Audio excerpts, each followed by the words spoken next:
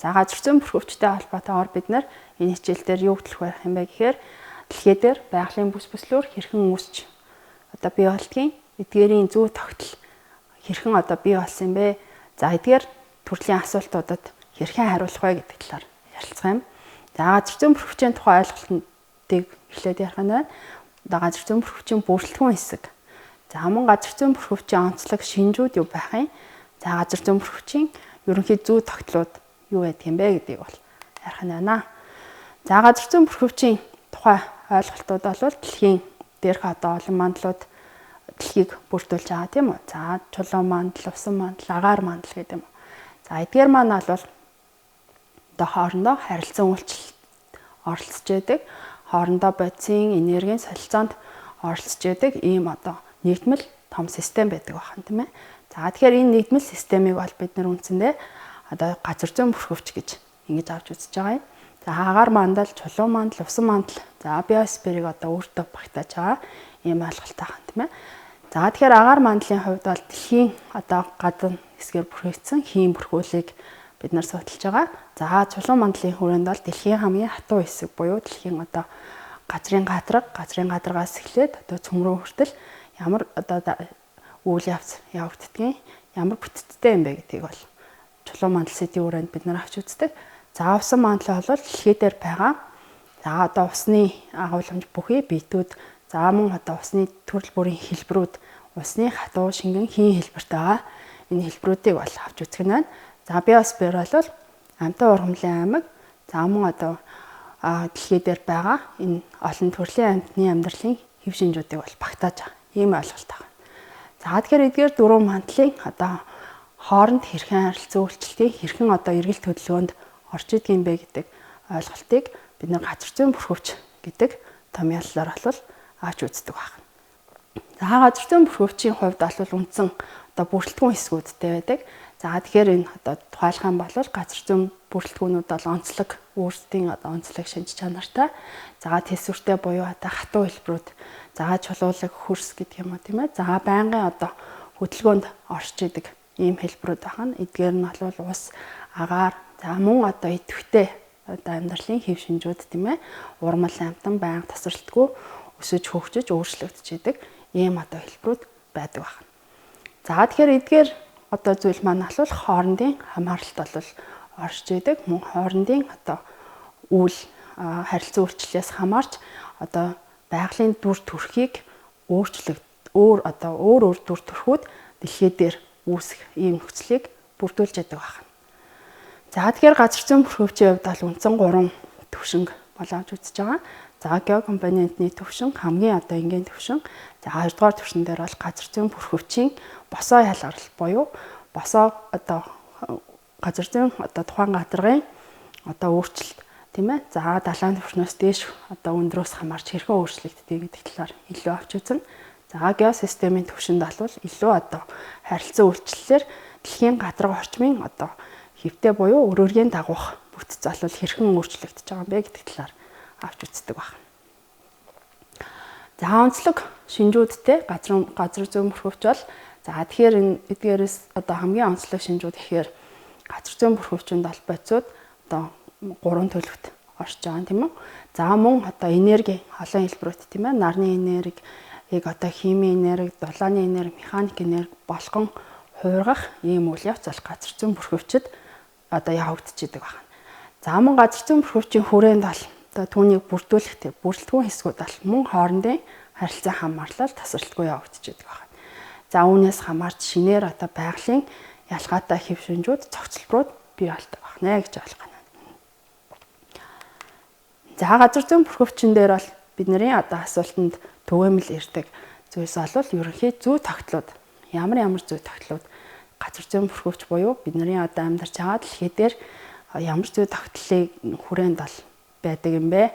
Энэ зүй тогтол нь одоо дэлхий дээрх амьдралын хэв шинжид хэрхэн нөлөөлөх юм бэ гэдэг талаар бол авч үзэх нь байна.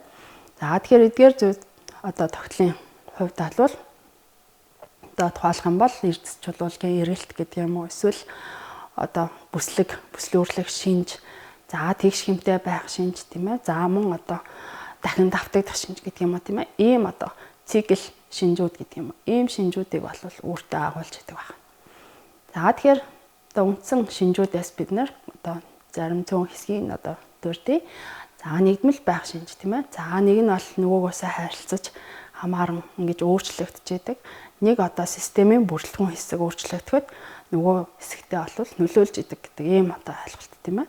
За нэгдмэл байх шинж гэдэг юм бол тухайлах юм бол одоо ургамлын аймагт өөрчлөлт орох юм бол тэдгээр одоо ургамлаар хоолдог амьтны одоо бүрэлдэхүүн тий бүтцэд өөрчлөлт орох. За мөн одоо тий чулуу мандлын өөрчлөлтүүд газар хөдлөлт галт уулын үйл явц идэвхжих ийм үед бол дэлхийн агаар мандлын найрлага өөрчлөгдөх гэдэг юм ба тий. За тэгэхээр энэ маань бол нэг одоо хүчин зүйл нь өөрчлөгдөхөд нөгөөх нь ингэж өөрчлөгдөж идэг. Ийм нэгдмэл шинжийг агуулж байгаа юм. За мөн эргэлтэнд байх шинж. За тэгэхээр дэлхий дээр бүх үйл явц бол тасралтгүй одоо өөрчлөгдөж эргэлт хөдөлгөөнд орж идэг байна. За энэ дээр бол маш олон эргэлт хөдөлгөөнийг бид нарт урдж болно. Одоо усны эргэлттэй. За мөн одоо хурдсын эрдэс чулуулгын эргэлт гэдэг юм уу те. За тэгэхээр энэ дээр бол тухайлах юм бол одоо чулуулгын эргэлтийг бид нар авч үзье тийм ээ. За маш өндөр даралтын нөлөөгөөр өөрчлөгдөх те хуурмал чулуулаг болж үүсэх. За мөн газрын газрах дээр ил гарсан одоо газрын гүнээс үүсэлтэй чулуулгын одоо хэв шинжүүд бол тасдчих. За үүнээс үдэн одоо газрын газрах орчмын чулуулгуудыг бий болгох тийм ээ. За бий болсон байгаа чулуулгууд маань эргэж одоо нар салхины нөлөөгөөр байдаг юм уу? Бусад одоо хүчин зүйлсийн нөлөөгөөр өгөршөх электэлд орж хуримтлалыг үүсгэх тийм ээ. За хуримтлалууд бол газрын газрын харьцангуй одоо нам дор хэсгүүдэд очиж хуримтлагдж үүсч идэг байна тийм ээ. За тэгэхээр энэ одоо хэлбэрүүд бол эрдэс чулуулгын эргэлт гэлтгүү одоо хурд тунц гэдэг маань хүртэл одоо дэлхий дээрх усны эргэлтийн одоо нэг хэв шинж болж явдаг байна тийм ээ. За үүний дараагаар хяналт шинж гэж байгаа тийм ээ. За газар зүйн бүрхөвчийн одоо хувьд бол хяналт шинжүүд бол ажиглагддаг тийм. За хамгийн одоо бидний сайн мэддэг өдөр шөнө солигдох. За мөн одоо улирал солигдох. За мөн хамгийн одоо жижиг хугацаа. За хамгийн одоо олон зуун сая жилийн хугацааг хагуулсан ийм одоо хяналт шинжтэй байж байгаа юм тийм. Дэлхий одоо нарыг тойрох. Тэгээ 365 нефтний удаа тойрох гэдэг юм тийм. Энэ маань бол хяналт ийм шинжийг бүрдүүлэх үндсэн нөхцөл болж байгаа. За тэгэхээр энэ дээр тухайлах юм бол бид нар дэлхийн одоо нарыг тойрох хөдөлгөөнийг харуулж байна тийм ээ. За тэгэхээр энэ одоо хөдөлгөөн маань бол цагийн зүүнний эсрэг тийм ээ. За нарыг тойрж ингэж хөдөлж байна тийм. За мөн одоо дэлхийн тэнхлэг бол харьцангуй одоо 23.5 градусын ийм налуу одоо тэнхлэгтэй байж байгаа байна тийм. За мөн дэлхийн одоо нарыг тойрох хөдөлгөөнийхөө хажуугаар мөн одоо өөрийн тэнхлэгээ эргэх хөдөлгөөнийг давхар хийж байгаа байна тийм ээ. Энэ маань бол тэр хяналт шинжээр хоногтой бол 24 цагийг хугацаанд тэнхлэгээ нэг бүтэн тойрон эргэх. За 365 орчим хоногийн хугацаанд нарыг нэг бүтэн тойрох. Ийм одоо хэв шинжийг ийм одоо хяналт шинжийг үүсгэж байна гэсэн үг байна. За мөн одоо дэлхийн үндсэн дагуул болох тийм ээ сарны хянал, сар дэлхийг тойрох одоо хугацаа тийм үү. Энэ хугацааны одоо мөн хяналт шинжийг 29-оос 30 хоногт нэг удаа тойрдог гэдэг юм. Ийм хяналт шинжүүдийг үүсгэж байдаг байна. За тэгэхээр дэлхийн тэнхлэг өөрөө 23.5 градусын ийм хазгай байгаа учраас одоо тухайлах юм бол одоо дэлхийн нарыг тойрох явцдаа энэ байрлалд ирэх юм бол дэлхийн хойд хагас илүү их одоо нарны цацрагийг хүлээж авах ийм одоо шинжтэй. Гэтэл өмнөд хагас нь бол нарны цацрагийн хэмжээ буурах ийм одоо нөлөөллийг үзүүлэх нь тэ. Ингэснээрээ бол дэлхийн одоо хойд хагаст бол зуны улирлууд эхлэх, өмнөд хагаст бол өвлийн улирал зөнхлөх ийм одоо хандлагатай. За цаашлаад энэ хэлбэрт ороход бол харьцангуй одоо өдөр шөнийн тэнцлийн хугацаа ойртох, нарыг одоо нарны гэрлийг хүлээж авах хугацаа одоо ойролцоо байх ийм одоо хэв шинжийг үзүүлж байна. За энэ маань бол тэр улирал солигдох хавар намрын одоо улирлын шилжилтийн үеийг бол илэрхийлж байдаг байна. За тэгэхээр энэ бол улирал солигдох, өдөр шөнө солигдох гэдэг бол газар зүйн бүрхөвчийн одоо дэлхийн дээр амьдралд нөлөөлөх үндсэн одоо хэмнэлт шинжүүдийн нэг. За энэ бол бидний одоо ахуй амьдралын хэм маягт бол хамгийн чухал нөлөө үзүүлж байгаа ийм хэв шинж ахын тийм ээ. За бид нар энэ дээр бол өдөр шөнө солигдож байгаа ийм үйл явцыг харж байна тийм үү. За тэгэхээр өдөр шөнө солигдох гэдэг маань бол дэлхийн тэнхилгээ 1/9 хугацаа буюу 24 цагийн хугацаанд одоо нарны гэрлийг нэг талдаа хүлээж авах нь байна тийм үү. Энэ бол нарны гэрэлтэй хугацаа байх нь. Гэтэл нарны гэрэл нэвтрэхгүй тэр эсрэг талын дэлхийн өөрийн одоо хэлбэр бол үндсэндээ бөмбөрцөг маягийн хэлбэртэй учраас эсрэг тал нь бол харанхуй байж байгаа байх нь тийм. Харанхуй байна гэдэг маань бол гэрлийг хүлээж авахгүй ийм одоо хэсэг гэсэн үг байна. За тэгэхээр энэ хэсэгт бол бид нар шүүн олж байна тийм ээ. За аажмаар одоо дэлхийн эргэлдэх хөлгөөний хавцад эдгээр газар нутгууд бол одоо нарны гэрлийг хүлээж авч эхлэх нь тийм. Энэ үеийг бид нар одоо нар мандж гэн буюу өглөө олж гэн гэж ингэж нэрлэж байгаа байна. За тэгэхээр дэлхий дээр улирал солигдох, за өдөр шөнө солигдох гэсэн хамгийн одоо бидний амьдрал ахуйд түгээмэл одоо нөлөөлдөг ийм хоёр хэмнэлт шинж байдаг байна. За тэгэхээр энэ хэмнэлт шинжээс одоо үүсэлтэйгээр бол дараагийн одоо дэлхийн бүрхөвчийн одоо газар зүйн бүрхөвчийн дараагийн одоо хэв шинж тодорхойлогдох нь байна. За энийг бол бид нар бүс бүслүүрлэх шинж гэж байгаа. За тэгэхээр бүс бүслүүрлэх шинж гэдэг маань бол одоо саяны өмнөх зурагт үзүүлсэн тэр дэлхийн хойд өмнөд хагас за өдөр шөнөөр болон одоо хойд өмнөд хагаст нарны цэцэргийг дулааныг харилцан адилгүй хүлээж авах ийм одоо цаг хугацаанаас үүсэлтэйгээр дэлхий дээр ирж байгаа тэр дулааны одоо хэв шинж харилцан адилгүй байгаагаас бүс бүслүүрлэх шинж буюу дэлхий дээр ялгаатай хэв шинжүүд үүсч бүрлдэх одоо үндсэн суурь болж байгаа юм. За тэгэхээр газар зүйн бүрхөвчийн хүрээнд бид нэр үндсэн 13 бүслүүрийг болол авч үзэж байгаа. За экваторын, за экватор орчмын, за халуун орны буюу тропикийн, за дулаан орны буюу субтропикийн, за сэрүүн, туйл орчмын, туйлын бүслүүр гэсэн. За тэгэхээр энэ бүс маань бол экваторын бүс дэлхий дээр нэг байх нь экватор орчмын 2 бүс тийм үү? Экваторын 2 талд байна гэсэн үг байна.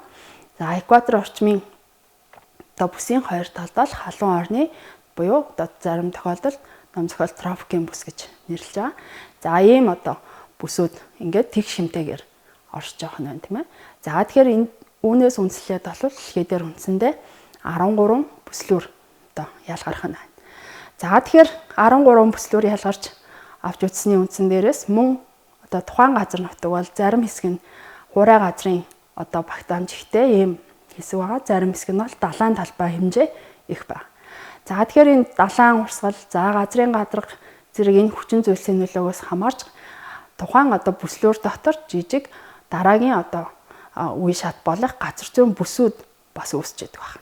За тэгэхээр энэ хойд өмнөд хагас дээр бол газар зүйн бүсүүд үндсэн одоо адилхан одоо тэгш хэмтэй байрлахгүйгээр одоо харилцан ялгаатай юм газар нутгийг эзлэн байршна гэсэн үг байна. За тэгэхээр бүс бүслүүрлэг шинжийн талаар бид нар энэ зураг дээрээс илүү харж болох юм тийм ээ. За экваторын бүс гэхээр мэдээж байнгын одоо жилийн 4 улирал чигийн дулааны одоо хүртээмжтэй ийм бүс нутаг байна. За экваторын одоо 2 талын бүс гэхээр харьцангуй одоо чигийн дулааны хэмжээ буурч эхэлдэг ийм бүсүүд байна. Гэтэл тропикийн буюу халуун бүсүүд дээр бол дэлхийн одоо томоохон одоо хуурай газар дээр бол цөлүүд үүссэн байна те. Тухайлх юм бол одоо Сахарын цөл гэдэг юм уу те. Арабын цөл гэдэг юм уу те. Ийм одоо цөлүүд хуурай одоо халуун орны цөлүүд үүсдэг. Ийм одоо онцлогтой. За тэгээд халуун бүсийн ойролцоо бол харьцангуй одоо чиг дулааны одоо хэмжээ нэмэгдэж эхэлж байгаа учраас зөөлөн ийм дулаан уур амьсгалтай ийм бүс мөн ялгарч байгаа. За энийг бол бид нар субтропикийн бүс гэж нэрлэж байгаа юм те. Тэгэхээр энэ субтропикийн бүс бол газар дундын тэнгис орчмын одоо хамгийн таатай дулаан уур амьсгалыг нөхцөлдүүлж байгаа нь бол энэ тухайн газрын оршиж байгаа бүсээс бол шалтгаалж байна гэж ингэж ойлгох нь. За тэгэхээр яагаад ийм одоо бүслүүрийн ийм одоо ялгаатай зүйл бий болж байна вэ гэхээр тийм ээ. За өргөргийн дагуу бол тэр нарны цэцэргийг харилцан адилгүй хүлээж авч байгаа тийм ээ. За экватор орчимд бол хамгийн их одоо нарны цэцрийг хүлээж авч байна. Хойшлох урагшлах тусам хүлээж авч байгаа нэгж одоо талбайд хүлээж авч байгаа нарны цэцэргийн хэмжээ багасж байна гэсэн үг байна. За тэгэхээр энэ багасж байгаас хамаарч тухайн газар нутагт бол одоо даралтын, температурын, за За мөн одоо үүнтэй холбоотойгоор хурд тундсны хурд тундснаас хамаарсан Ургамлын аймаг Амтны аймгийн ийм ялгаатай хэв шинжүүд үүсч байдаг байна. За тэгэхээр энэ эдгээр одоо ялгаатай байдлаас шалтгаалж мөн газар зүйн одоо ялгаатай бүсүүд үүсч байдаг байна. Тэгэхээр дэлхий дээр үндсэн одоо зүй тогтол байгаа боловч мөн хуурай газар дээр их одоо далай их газар хоёрын хамаарлаас шалтгаалж одоо арай өөр маягийн одоо бүтэц тогтож байгаа тийм ээ. За энийг бол бид нар одоо газар зүйн бүс гэж нэрлэж байдаг байна. За газар зүйн бүсүүдийн хүрээнд бол илүү одоо та бүхний шалгалтанд ирдэг сэдвүүд бол тухайн газар нутгийн онцлог шинж юу юм бэ? Яагаад одоо тэр газар нутаг ийм одоо Ургамлын аймагт болсон ийм одоо температуртай байдгийг гэдэг ч юм уу ийм асуултууд ирдэг учраас одоо газар зүйн бүсүүдийн талаар бол илүү дэлгэрэнгүй ярилцъя. За тэгэхээр Арктикийн болон Антарктикийн цүл гэж байгаа тийм ээ. За тэгэхээр бид нар энэ цүл гэдэг нэр томьёог ярихдаа яагаад ингэж ярьдаг вэ гэхээр Урмал Амтны аймгийн одоо төрөл маш цөөн. За одоо амьдралын одоо хэв шинжүүд цөөн харьцангуй юм одоо амьдралын одоо нэг төрлийн тухайн одоо сэрүүн уур амьсгал зөгцсөн цөөн тооны одоо ургадаг ургамалтай цөөн тооны одоо амьдардаг амтантай ийм одоо газар нутгийг бол бид нар цүл газар гэж байгаа тийм. Тэгэхээр цүл гэдэг маань бол зөвхөн одоо элсэн цүлийг хэлж байгаа зүйл биш тийм ээ. Арктик, Антарктикийн цүл гэдэг маань бол нэг өсөндөө мөсөн цүл байна гэсэн үг байна тийм үү. Мөсөн мөрхөвчтэй ийм одоо цүл газрууд байна. За тэгэхээр туйлын цүлүүд нь бол одоо дэлхий дээр бас томоохон газар нутгийг эзэлж байгаа хан тийм ээ. 5 сая орчим километр квадрат ийм газар нутгийг эзэлж байгаа хан. За Гренландын арал хамгийн одоо том арал. За Антарктид, Евраз, Хойд Америкийн одоо хойд хэсгийн энэ одоо цас мөсөн голуудтай, за мөсөн бүрхөвчтэй энэ хэсгийг бол бид нэр Арктикийн болон Антарктикийн цүл гэж нэрлэдэг байна.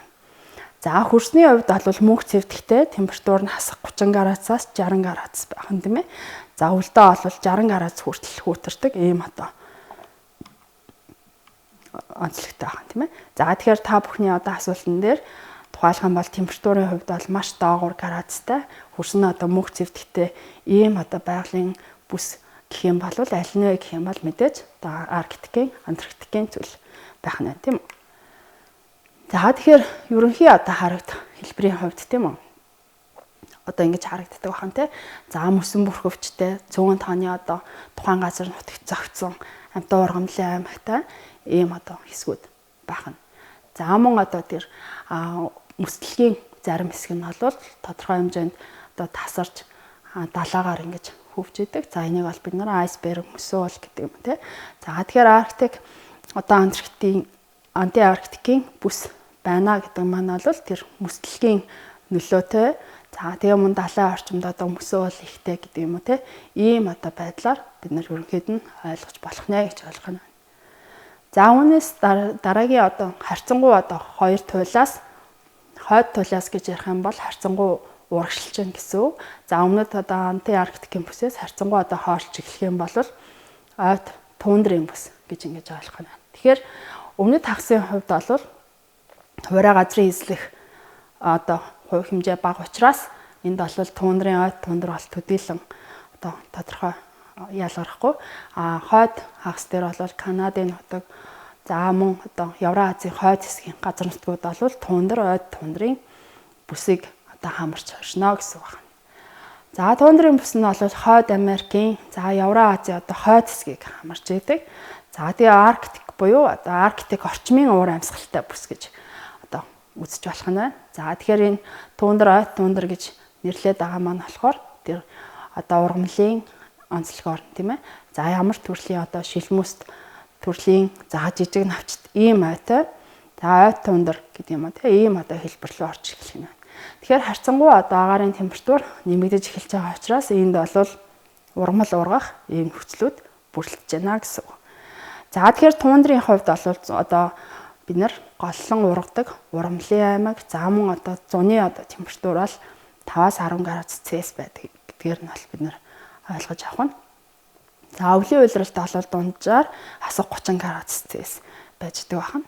За тэгээд өвлийн уйлрал маш удаан хугацаанд үргэлжилж байгаа тий. За 9 сар орчим үргэлжилж байдаг. За ийм одоо удаан хугацаанд үйл үргэлжилж байгаа учраас тэнд одоо ургамлын идэвхтэй одоо ургалт хөгжилт явагдах нь байгаа гэж ойлгох нь байна. За мөн одоо хурд унсны хэмжээ бага. За агаарын температур бага учраас мөн одоо ууршилтын хэмжээ ч гэсэн бага байж идэг байна. За тэгэхээр түүндрийн бүсийн одоо тархалтын хувьд бол бид нар түүндрийн бүс байх нь. За тэгэхээр түүндрийн бүсийг бол гол одоо индикатор болдог. Амьтад гэх юм бол за цаа бууг гэдэг юм уу маш их хаг хөвд тархсан ийм газар нутаг. За мөн одоо маш их хэмжээний одоо намаг архаг. За зуны улиралт бол одоо гадаргын өнгөн хэсэг хайлж за намаг архаг ийм одоо нөхцөлийг бүрдүүлдэг. Ийм газар нутаг байна гэж ойлгох нь. За тайган бүсийн хувьд бол бид нар одоо хойд хэсгээр Оросын албаны улс, Канада, за Скандинавийн одоо бүсүүдийг бол бид нар тайган бүс гэж одоо нэрлэж байгаа. За тэгэхээр энэ тайган бүсийн хувьд бол дэлхийн хойд хагаст за газрын гадаргаас эхлээд одоо тухайн газрын далайн түвшнээс дээш хүндэр нэмэгдэхийн хэрээр тайган бүсийн одоо бий болох ийм нөхцөл бүрдэж байгаа. Харьцангуй одоо агаарын температур буурж эхлэх. За мөн одоо харьцангуй бага хэмжээний чийг хүлээн авдаг ийм бүсэд бол тайган бүс үүсэх ийм одоо боломжтой. За тайган бүс бол өндрийн хувьд бол одоо харьцангуй далайн түвшнээс дээш 2000-аас дээш ийм өндөртэй газар. За түүндэр орчимд бол байгалийн өөрийнх нь одоо нөхцөл нь бол чийг ихтэй хурд үндэс багтай. За харьцангуй сэрүүн ийм уур амьсгал зөгцсөн ургамал ургадаг. Ийм нөхцөлд бол тайган бүс үүсэх боломжтой гэж ингэж харах нь. За тэгэхээр нарс гацуур шинс гэдэг юм уу тийм ээ. За чийг бага алддаг, удаан хугацаанд одоо чигийг барьдаг ийм төрлийн ургамал бол тайган бүсэд зөнхөлнө гэж ингэж үздэг нь. За үүнээс урагшлаад тайган бүсээс өмнөд хэсэгтээ бол туундар тайг, за тайган бүсээс урагшлаад одоо холимог болон навчит зөнхөлж байдаг. За ялангуяа одоо Европын орнууд, Европ төвийн одоо орнууд, далайн эрэг орчмын эдгээр орнуудад бол энэ холимог болон навчиттай тархалт ихтэй ийм одоо бүс нутаг байна. За тэгэхээр эдгээр бүсийн уур амьсгал бол нэлээд одоо зун дулаан, өвлөн одоо зөөлөн ийм чиг ихтэй ийм газар нутгууд тухайлах юм бол одоо Аст орнд баруун Сибирийн тал, за орнууд Европын тал гэдэг юм уу тийм ээ. Гэтэл Сибирийн талын одоо Сибирийн одоо хэсгийн хойд хэсэг нь халуун шилмүстайгаар бол одоо хүрээлэг бий болсон байгаа тийм. Гэтэл баруун Сибирийн тал гэдэг юм харьцангуй баруун тишээ болоод ирэхээр уур амьсгал зөөлөрч за мөн хүлээж авч байгаа чиг дулааны хэмжээ далайн одоо нөлөөллөөр бол бас нэмэгдчихэд учраас энд бол холимог болон навчиттай бол зөнхөлдөг байна. За мөн одоо Өмнөд Америк, Шинэ Зеланд гэдэг юм уу те эдгээр одоо газар нутгуудад бол холимог болон навчиттай тархсан байх нэ гэж ойлгох нь. За холимог болон навчиттай хувьд бол одоо ой амьтдын төлөөлөл бол тухайн ой одоо бүлгэмдэлд амьдарч байгаа амьтны ургамлын аймгийг бол ихээхэн хэмжээгээр агуулж байгаа. За мөн одоо тэнд бол ургамлын гарц сайн за амьдралын одоо нөхцөл илүү одоо хатуу ширүүн биш уур амьсгалын хувьд зөөлрж эхэлж байгаа учраас олон төрлийн амьтан одоо амьдрах ийм нөхцөлийг бүрдүүлжээ гэж ойлгож болох нь байна. За тэгэхээр хүлээн авч байгаа хурд унсны хэмжээ бол харьцангуй их. Тэгээ 250-аас 700 мм. За тэгээд зундаа одоо 16 градус орчим дундаж температур тийм үү зуны сарын. За өвлийн сарын дундаж температур бол хасах 16 градус Цельс. Эдгээр одоо хүрээнд хэлбэлцэж байгаа. За тэгэхээр энэ одоо холимог айн тархалтыг бол бид нар дэлхийн газрын зураг дээрээс харах нь байна. За тэгэхээр холимог айн хувьд бол газар зүйн одоо байршлын хувьд бол одоо Евразийн их газар дээр бол илүү одоо тархалттай. За дэлхийн өмнөд хагасд бол Шинэ Зеланд орчмын, за Өмнөд Америкийн өмнөд хэсэг орчмоор одоо тархсан байна тийм. За тэгэхээр ер нь бол бид нар дэлхийн одоо өмнөд хойд хагас бол тэр хурай газрын болон далайн одоо харилцаа адилгүй байдгаа гэдгийг бас сайн ойлгох хэрэгтэй. За энэ маань бол өөрөө хурай газар дээр мөн амьдралын одоо хэв шинжүүд өөр байх, температур, урт үндэс өөр байх ийм одоо нөхцөлийг бүрдүүлдэг гэж ойлгох байна. Ойт хэр ба хэрийн бүс. За энэ эдгээр одоо хэсгүүд маань бол дэлхий дээр нэлээд одоо түгээмэл тархалттай ийм одоо газар нутаг. За тэгэхээр хээрийн бүсийн хувьд бол одоо хүмүүсийн аж ахуйн одоо амьдрал ашиглалтанд бол их нөлөө үзүүлж байдаг. За тэгэхээр одоо үржил шимтэй газар тариалангийн одоо үйлдвэрлэл эрхлэхэд тохиромжтой ийм бүсүүд байж байдаг. За тэгэхээр Өмнөд Америкт бол субтропикийн бүс хүртэл маш их одоо газар нутгийг болвол ойдхээр одоо эзэлж байгаа нь байна те. Ойдхээр болон одоо хээрийн бүс бол эзэлж байгаа. За энэ маань бол одоо тухайн газар нутагт газар тариалангийн үйлдвэрлэл явуулах. За температурын хувьд бол харьцангуй дулаан болж эхэлнэ гэсэн үг байна тийм ээ.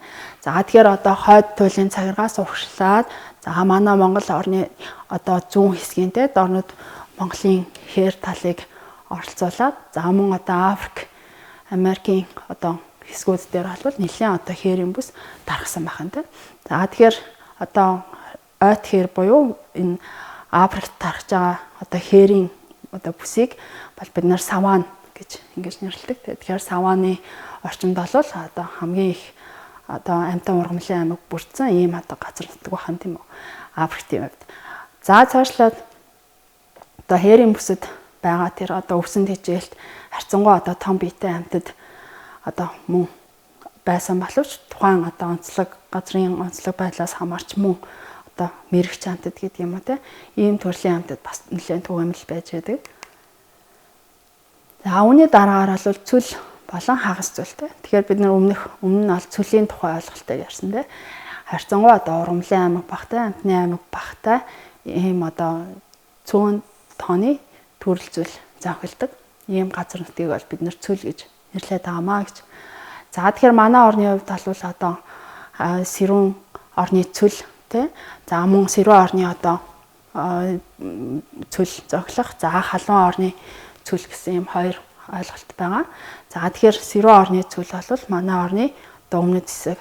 За одоо Гимлайн нурууны ард хэсгийн тэр хурд унцны хүртээмж багтай юм газар нутгуудаар үүссэн байна.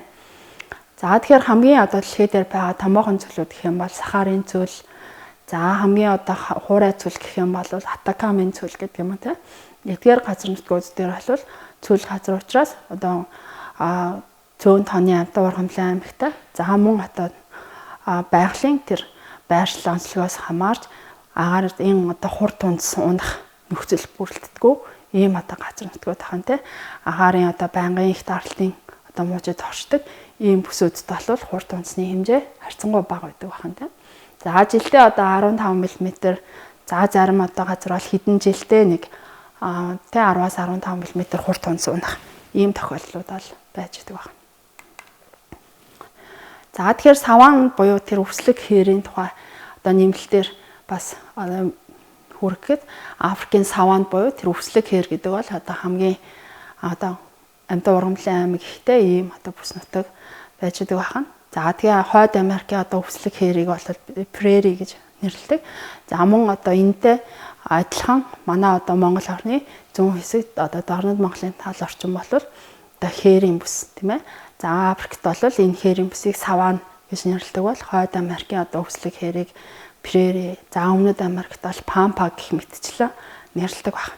За тэгэхээр та бүхний одоо асуултанд хэрвээ саван одоо ямар газар зүйн бүсэд тархдаг вэ гэдэг ч юм уу ийм асуултууд байх юм бол хээрийн бүс гэж одоо хариулах нь байна тийм үү.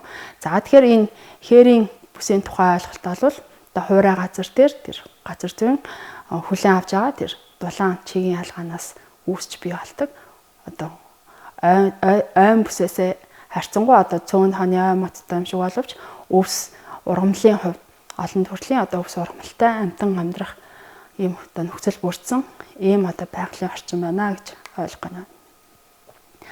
За цаашлаад урагшлаад одоо явхаар буюу чигийн хэмжээ, дулааны хэмжээ их болоод эхлэх юм бол одоо мөнх ногоон ой одоо бүсэд бид нар шилжих нь байна. За тэгэхээр мөнх ногоон ой гэдэг маань бол одоо жилийн туршид одоо ургалттай байдаг. За одоо байнгын одоо ургалт ихтэй ийм одоо шигүү ийм ам бүсийг бол авч үздэг байна. За тэгээд жилдээ бол маш их хэмжээний хурд хүнс хүлээж авч байгаа юм те. Жилдээ дундаж хурц нь бол 600 мм. Гэхдээ тухайн газар нутаг дээр одоо борооны уйлрал тохиолдож байгаа хэсгээс хамаарч энэ 600 мм хэмжээ бол огцом одоо их байх ийм одоо тохиолдлууд бол байна. За хөрсний хувьд бол үржил шимхтэй. За ургамлын хувьд бол 70 мод одоо ургадаг. За жилийн турш одоо ургалт явагдаж байгаа учраас тухайн одоо модны бүтэц хэв шинж за тэр одоо ерөнхий тэр агуулж байгаа массын хэмжээ хатлал их байх нь те. За 100 м-с дээш өндөр ургадаг ийм одоо тохиолдлууд хүртэл Австрали төвд бол харагдаж байгаа. За тэгэхээр газар дундын тэнгисийн одоо бүс нутаг, Хойд Америкийн баруун хэсэг, Америкийн одоо Чили орчим, Африк орчимд тийм ээ. За жилийн дунд хурд хүнс ихтэй ийм газруудад бол мөнх ногоо тархдаг байна. За мөнх ногоо ойнд хараагаар бол хамгийн одоо их шигүү ургадаг тийм ээ. Ийм одоо ойн бүс байна. Тэгэхээр энэ экваторын чиглэг гэдэг бол одоо дэлхий дээр хамгийн өргөн удам газар нутагт тархсан ийм одоо ойн хэлбэр байна. За тэгэхээр өмнөд Америкийн одоо Амазонкийн ширэнгэн ой гэдэг юм уу те. За мөн одоо тэр Африк твийн ширэнгэн ой, за тэр зүүн өмнөд Азийн мөнх ногоон, экваторын одоо чиглэг мөнх ногоон ойг бид нэр одоо авч үзэж болох юм. За жилийн одоо хурд хүнс бол 200-аас 70000 мм гэж. 2000-аас 7000 мм ийм одоо хурд хүнс байх нь те. За тэгэхээр бид нар энийг одоо яаж төсөөлж болох юм бэ гэхээр манай орны одоо дундаж хурд хүнс бол 200 орчим мм байгаа тийм үү. За тэгэхээр энэ 200 орчим мм гэдгээс 10 дахин их цаашлаад бүр 20 дахин 30 дахин их ийм хурд хүнсийг хүлээж авч байна гэсэн үг байна. За агарын дундаж температур буюу жилийн одоо дундаж температурын хэмжээ 24 градусаас их байна гэсэн үг байна. Тэгэхээр энд бол чиг дулааны маш одоо эрчимтэй ийм нөхцөл байна гэсэн үг байна. За тэгэхээр энэ маань бол ногоо ургамлын хувьд одоо ургалтыг дэмжих ийм одоо нөхцөл болж идэг байх нэ гэж болох байна. За тэгэхээр эдгээр одоо сэдвүүд дээр үндэслээд эсэлтийн одоо ерөнхий шалгалтын даалгавар та бүхэнд хэрхэн ирдгийг яаж хариулах талаар багш нь одоо товч зөвлөмж өгье. За тэгэхээр одоо дулаан чигийн хувьд улирлын ялгаа байхгүй тийм үү. За жилийн дундаж температур нь 20 градусаас дээш байдаг. Ийм одоо бүслүүр альна гэхэд тий. Сая тэгэхээр багш нь ярьсан. За хамгийн одоо дулаан бүстэй экваторын бүслүүр. За улирлын ялгаа үүсэхгүй 20-оос дээш градусын температур. Гэтэл мөн одоо дараагийн асуулт нь бол одоо жилийн турш халуун хуурай. За дээрэс нь их даралтын мужид оршдог ийм одоо бүслүүр альна гэхээр бид нар нөгөө дэлхийн томоохон зүйлүүд оршиж байгаа одоо сахарын зүйлийг жишээ болгож ярьсан тийм үү багш. За тэгэхээр энэ бүсийг бол сонгоно гэдэг ч юм уу тий. За тэгэхээр тухайн газар нутгийн асуултанд хариулахдаа байршлыг тодорхойлоод за тэр өгөгдсөн өгдлийг нь сайн уншаад ингээд яхаар та бүхэнд одоо асуултын одоо хариулт бол тодорхой болж эхлэх нэ гэсэн үг байна. За газар зүйн бүр хөвч байгалийн бүс бүслүүрийн хичээлийг энд хүрээд дуусгаж байна. Та бүхэн эсэлтийн ерөнхий шалгалтын дээр орж ирж байгаа асуултан дээр тухайн газар нутгийн байршил за чиг дулааны хувьд ямар бүс бүслүүрт оршихын гэдэг дээр үндэслээд асуултандаа хариулнаа. Цаашлаад ерөнхий одоо сурах бичиг дэлхийн судлалын үндэс одоо сурах бичгүүдээс дэлгэрүүлж уншиж болох нэ. Та бүхэнд амжилт хүсье.